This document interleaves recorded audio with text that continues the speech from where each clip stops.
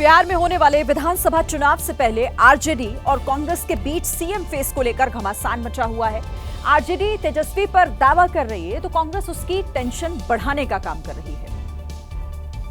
दरअसल कांग्रेस कह रही है कि महागठबंधन में 5 अलग अलग दल शामिल हैं। सर्वसम्मति से ही मुख्यमंत्री का चेहरा घोषित करना चाहिए। तो हम लोग 5 दल अभी मिले हुए हैं और कुछ लोग आने वाले हैं। तेजस्वी जी कल निकले दिल्ली में बात करके, तो उन्होंने तो यही कहा हम लोग बैठ करके बात करेंगे। इधर आरजेडी ने साफ कर दिया है कि तेजस्वी यादव ही महागठबंधन के सीएम उम्मीदवार होंगे। इसमें कोई एफ बट वाली सिचुएशन नहीं है। तेजस्वी यादव जी ही मुख्यमंत्री का चेहरा, 14 करोड़ बिहार की जनता तेजस्वी जी को मुख्यमंत्री मान चुकी है। फिलहाल सियासत के पिच पर हर कोई अपना दावा मजबूत करने में लगा हुआ है। अब सभी दलों की नजर गुरुवार को पटना में होने वाली बैठक पर टिकी है, जिसमें महागठबंधन के तमाम बड़े नेता शामिल होने वाले हैं।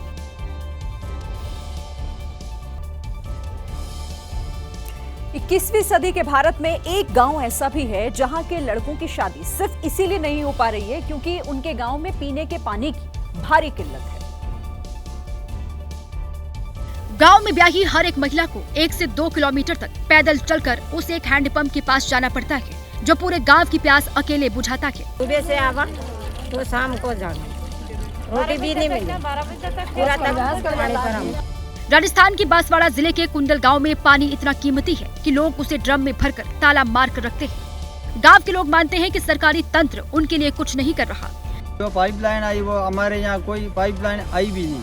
हमारी 300 साढ़े 300 आबादी है हमारे यहाँ, कम से कम 60-70 मकान हैं। गांव के पढ़े लिखे लड़के पानी की भयावह समस्या की वजह से कुंवारे हैं क्योंकि कोई पिता अपनी बेटी को इस तरह पानी के लिए पैदल चलने नहीं देना चाहता। यहाँ पे कोई भी पानी की वजह से हमारी कोई सगाई नहीं कर पाते हैं, इसी वजह से हम इस दुखी हैं। ग्रामीणों की माने तो इलाके के हर घर नल योजना से जुड़े अधिकारियों को भी इस समस्या के बारे में जानकारी है, लेकिन उन्होंने इसका समाधान नहीं किया।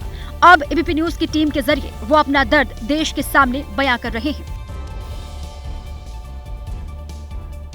नेशनल हेराल्ड केस में राहुल सोनिया पर ईडी की चार्जशीट के बाद से ही सियासी पारा काफी हाई हो गया है। आज देश भर में कांग्रेस के कार्यकर्ताओं ने ईडी दफ्तर के बाहर विरोध प्रदर्शन किया। हाथों में झंडे हैं, पोस्टर हैं और हर तरफ विरोध की गूंज है। हम तुम्हारे साथ हैं। दिल्ली से लेकर महाराष्ट्र और एमपी से लेकर यूपी तक कांग्रेस कार्यकर्ता सड़क पर उतर आए। ईडी और केंद्र सरकार के खिलाफ प्रदर्शन कर रहे हैं। पुलिस ने प्रदर्शन कर रहे कार्यकर्ताओं को रोकने के लिए बैरिकेडिंग लगाई, लेकिन कार्यकर्ता नहीं माने तो उन्हें हिरासत में ले लिया गया। सोनिया और राहुल के खिलाफ चार्जशीट दाखिल होने के बाद दोनों पार्टियों के बीच जुबानी जंग और भी तेज हो चली है। देखो, उनके प्रदर्शन करने के अधिकार को मैं चुनौती नहीं दूंगा, लेकिन प्रदर्शन किस बात के लिए? इस देश में लूटने का लाइसेंस नहीं है। ये धरने से ईडी दबाव में नहीं आएगी, ऐसा मुझे लगता है। इधर कांग्रेस पार्टी इस पूरे ही मामले को बदले की कार्रवाई बता रही है। लेकिन आप राहुल गांधी को, कांग्रेस पार्टी को, सोनिया गांधी जी को डरा नहीं सकते। ये परिवार वो परिवार है जिसने इस देश पे अपना खून दिया है, अपनी जान कुर्बान की, अपनी संपत्तियां देश के लिए दान की है। आपका कोई भी आरोप टिक नहीं सकता। मामले की सुनवाई 25 अप्रैल को दिल्ली के रावज एवेन्यू कोर्ट में होगी। कोर्ट ने ईडी से मामले की केस डायरी भी मांगी है। अब हम आपको बताते हैं कि नेशनल हेराल्ड केस में ईडी की चार्जशीट में क्या खुलासा हुआ है और क्यों सियासी कॉरिडोर में हर तरफ इसकी चर्चा हो रही है। एबीपी न्यूज के पास मौजूद दस्तावेजों के आधार पर जो एक्सक्लूसिव जानकारी मिली है उसके मुताबिक एआईसीसी यानी ऑल इंडिया कांग्रेस कमेटी ने एजेएल को 90.21 करोड़ का लोन दिया। 50 लाख में यह कर्ज यंग इंडियन को ट्रांसफर कर दिया गया। यंग इंडियन ने लोन को एजेएल के शेयर में बदल दिया और इस तरह एजेएल की 99% हिस्सेदारी यंग इंडियन को मिल गई। एजेएल के पास देश में 2000 करोड़ की संपत्ति थी जिसका कंट्रोल सोनिया और राहुल गांधी को मिल गया। चार्जशीट में आरोप है कि यंग इंडियन ने खुद को नॉन प्रॉफिट संस्था के रूप में रजिस्टर्ड किया था और साजिश के तहत गांधी परिवार को संपत्ति का अधिकार दे दिया गया। ईडी ने एजेएल की 752 करोड़ की संपत्ति जब्त कर ली। साथ ही इनकम टैक्स विभाग ने पाया कि यंग इंडियन ने 400 करोड़ की टैक्स चोरी भी की, जिसका जिक्र ईडी की चार्जशीट में भी है। नेशनल हेराल्ड केस में सोनिया राहुल का नाम आने के बाद बीजेपी बेहद आक्रामक हो गई है।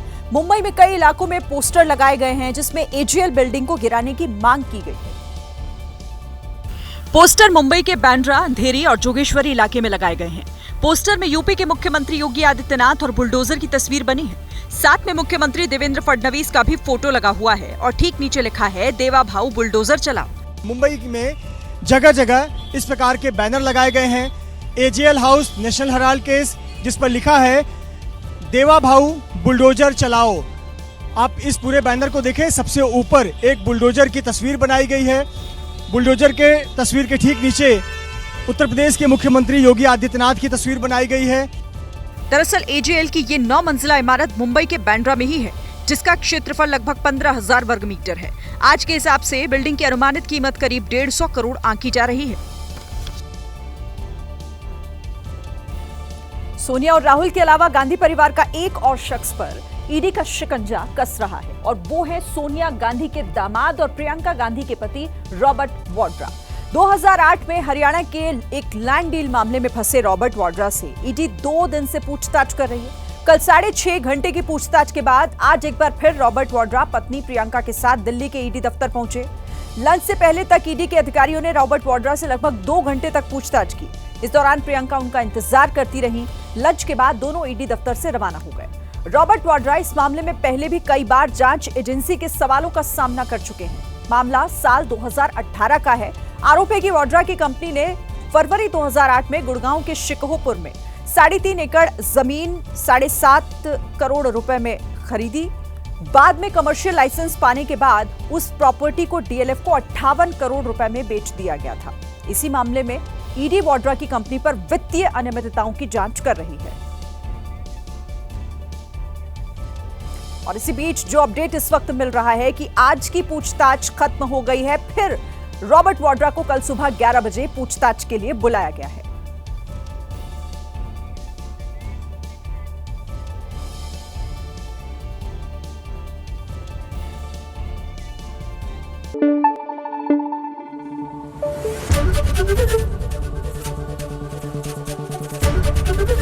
एबीपी न्यूज आपको रखे आगे।